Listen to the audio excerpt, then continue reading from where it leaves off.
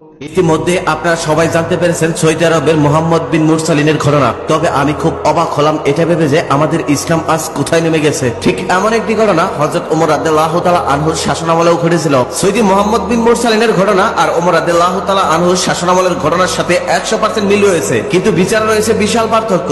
দুইটি বিচারই আপনার চোখে জল এনে দিবে। চলুন তাহলে ঘটনা দুইটি আমি আপনাদেরকে শোনাই, একটু মনোযোগ দিয়ে শুনবেন। ঘটনা দুটিতে অনেক কিছু শেখার আছে। 26 বছর বয়সী মোহাম্মদ বিন মুরসাল, তিনি ছিলেন সৌদি আরবের নাজরানের অধিবাসী ও জনপ্রিয় সিঙ্গার ও সেলিব্রিটি। তার হাতে ভুলবশত তার এক কাজিন হত্যা হয়ে যায়। এর বিচারে সৌদি শরিয়া আইন অনুযায়ী তার শিরশ্ছেদ হুকুম হয়। এর ফলে সমগ্র সৌদি আরব সহ আরব বিশ্বের শোকের ছায়া নেমে আসে। ইসলামের বিচার অনুযায়ী খুনের বদলে খুন। তবে যিনি মারা গেছে তার পরিবার যদি খুনিকে ক্ষমা করে দেয় তাহলেই সে মুক্তি পাবে, তাছাড়া কখনোই মুক্তি পাবে না। মোহাম্মদ বিন মুরসালের পরিবার ও কাবিলা থেকে আরো 600 লোক নিহত পরিবারের কাছে ক্ষমা চান। তারা সকলে তাদের মাথার পাগড়ি নিহত পরিবারের পায়ের কাছে রেখে ক্ষমা চান, কিন্তু তারা ক্ষমা করেন না। তাই আর কিছু করার থাকে না, সৌদি আরবের আইন অনুযায়ী তার মৃত্যুদণ্ড দেওয়া হয়। মৃত্যুদণ্ডের আগে মোহাম্মদ বিন মুরসালের শেষ ইচ্ছা ছিল তার মায়ের সাথে দেখা করার। তারপর মায়ের সাথে দেখা করার পর মুরসালিন জর্জরিত কণ্ঠে কান্না করতে করতে বলেন, মা, আমি আপনাকে অনেক মিস করব। সেই মুহূর্তে তার মায়ের সে কি কান্না, যেই কান্না পুরো সৌদি আরববাসীর চোখে জল জড়িয়েছে। তার কিছুক্ষণ পরে তার শিরশ্ছেদ হয়। পুরো সৌদি আরববাসী তার জন্য শোকাহত।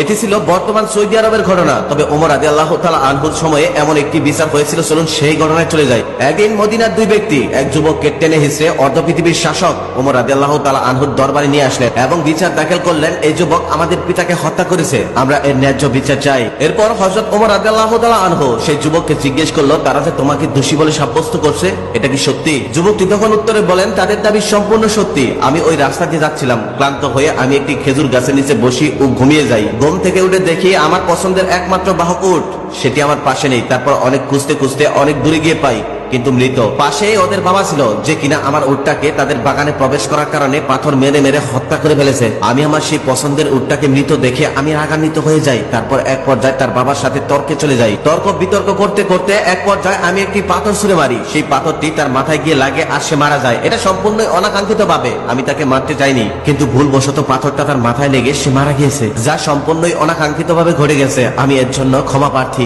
মৃত ব্যক্তির দুই ছেলে তখন বলেন, আমরা মৃত্যুর বদলে মৃত্যুই চাই। হযরত ওমর রাদিয়াল্লাহু তাআলা আনহু এবার বলেন, উটের বদল তুমি আরেকটি উট নিতে পারতে, কিন্তু তুমি মানুষ মেরে ফেলেছো। হত্যার বদলে হত্যা। বাদীরা মৃত্যুদণ্ড চেয়েছে, তোমাকে মৃত্যুদণ্ডই মেনে নিতে হবে, এখানে আর কিছুই করার নেই। মৃত্যুদণ্ডের আগে তোমার কোনো শেষ ইচ্ছাটাকে বলতে পারো। নওজোয়ান তখন বলেন, আমার কাছে কিছু ঋণ ও অন্যের কিছু আমানত আছে, আপনি যদি আমাকে একটু সময় দিতেন তাহলে আমি সেগুলো পরিশোধ করে চলে আসতাম। খলিফা ওমর রাদিয়াল্লাহু তাআলা আনহু তখন বললেন, তোমাকে তো এভাবে ছেড়ে দিতে পারি না। যদি তোমার পক্ষে তুমি কাউকে জিম্মাদার হিসেবে রেখে যেতে পারো তাহলে তোমাকে ছেড়ে দেওয়া যাবে। নিরাশ হয়ে তখন সেই নওজোয়ান বলল, এখানে তো আমাকে কেউ চিনে না, কে আমার পক্ষে জিম্মাদার হবে? একথা শুনে হঠাৎ মজলিসের উপস্থিত আল্লাহর নবীর এক সাহাবী হযরত আবু যর গিরফি রাদিয়াল্লাহু তাআলা আনহু দাঁড়িয়ে বললেন, আমি হব আর জিম্মাদার। তার মুখে এমন কথা শুনে সবাই অবাক, কেননা তিনি যার জিম্মাদার হতে চাচ্ছেন তিনি কারোই পরিচিত নন। তার বাড়ি কোথায় কেউ জানে না, তার উপর সে আবার হত্যাকারী, সে একজন মৃত্যুদণ্ড আসামি। কিভাবে তিনি এই লোকের জিম্মাদার হলেন? খলিফা তখন বললেন, আগামী শুক্রবার জুম্মা পর্যন্ত নওজোয়ানকে মুক্তি দেওয়া হলো। জুম্মার আগে এই নওজোয়ান ফিরে না আসলে এই নওজোয়ানের বদল আবু যরকে মৃত্যুদণ্ড দেওয়া হবে। মুক্তি পেয়ে নওজোয়ান ছুটল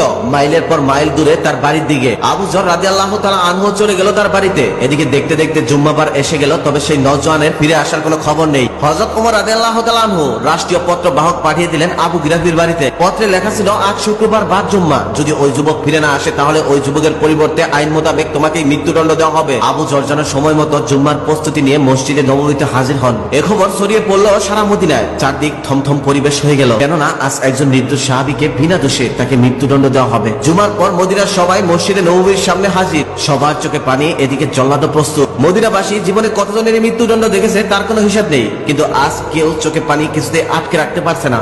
আবু যরের মতো একজন নির্দোষ সাহাবী বিনা দোষে মৃত্যুদণ্ডে দণ্ডিত হবে, এটা যেন কেউ মেনে নিতে পারছে না। এমনকি মৃত্যুদণ্ডের আদেশকারী খলিফা হযরত ওমর রাদিয়াল্লাহু তাআলা আনহু, তিনি তার চোখে ঝরঝর করে জল ঝরাচ্ছেন, কিন্তু আইন তার নিজস্ব গতিতে চলে, তা পরিবর্তন করার শক্তি কারোই নেই। আবু যর এখনো নিশ্চিত মনে হাসি মুখে সে মৃত্যুর জন্য প্রস্তুত। জল্লাদ ধীরে ধীরে আবু যরের দিকে এগিয়ে আসছে। জল্লাদ নিজেও কান্না করতেছে, ঝরঝর করে চোখের পানি পড়তেছে, অথচ আবু যর সে হাসতেছে। তার মনে যেন কোনো দুঃখ নেই, কোনো কষ্ট নেই, নেই মুখে কোনো ভয়েরও ছাপ। আজকে যেন জল্লাদের পাও চলছে না, জল্লাদের পায়ে মনে হয় কেউ বড় বড় পাথর রেখেছে, এমন একটি অবস্থা।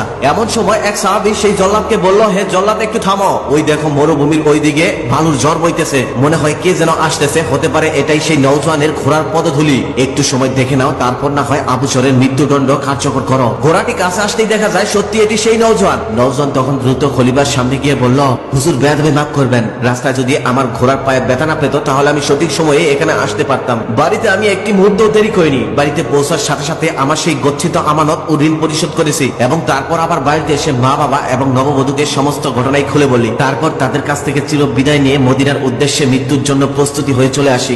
এখন আমার আবু যর ভাইকে ছেড়ে দিন আর আমাকে মৃত্যুদণ্ড দিয়ে আমাকে পবিত্র করে দিন। কিয়ামতের দিন আমি খুনি হিসেবে ওই মহান আল্লাহর সামনে দাঁড়াতে চাই না। আশেপাশে থমথম অবস্থা, সবাই হতবাক হয়ে বসে আছে, এখানে কি হতে চলছে। এই যুবক পুনরায় ফিরে এসে সবাইকে একদম হতবাক করে দিয়েছে। খলিফা হযরত ওমর রাদিয়াল্লাহু তাআলা আনহু তখন বলল, তুমি নিশ্চিত জানো তোমাকে এখানে আসলে মৃত্যুদণ্ড দেওয়া হবে, তারপরও তুমি ফিরে এলে? উত্তরে সে বলল, হ্যাঁ আমি ফিরে আসছি, যাতে পরবর্তীতে কেউ বলতে না পারে একজন মুসলমানের বিপদে আরেকজন মুসলমান সাহায্য করে সে নিজেও বিপদে পড়েছিল।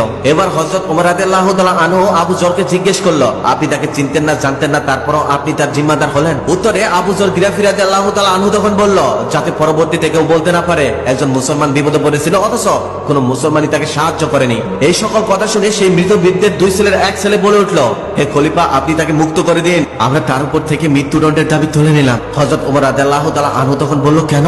তখন বৃদ্ধ মৃত ব্যক্তির দুই ছেলে থেকে এক ছেলে বলে উঠল, কেউ যেন পরবর্তীতে এটাও বলতে না পারে একজন মুসলমান অনাকাঙ্ক্ষিতভাবে ভুল করে নিজেই ভুল স্বীকার করেছিল, ক্ষমা চেয়েছিল, তারপরেও অন্য একজন মুসলমান তাকে ক্ষমা করেনি। দুটি অনাকাঙ্ক্ষিত খুন, দুটি ঘটনার মধ্যেই কতটা মিল, তাই না?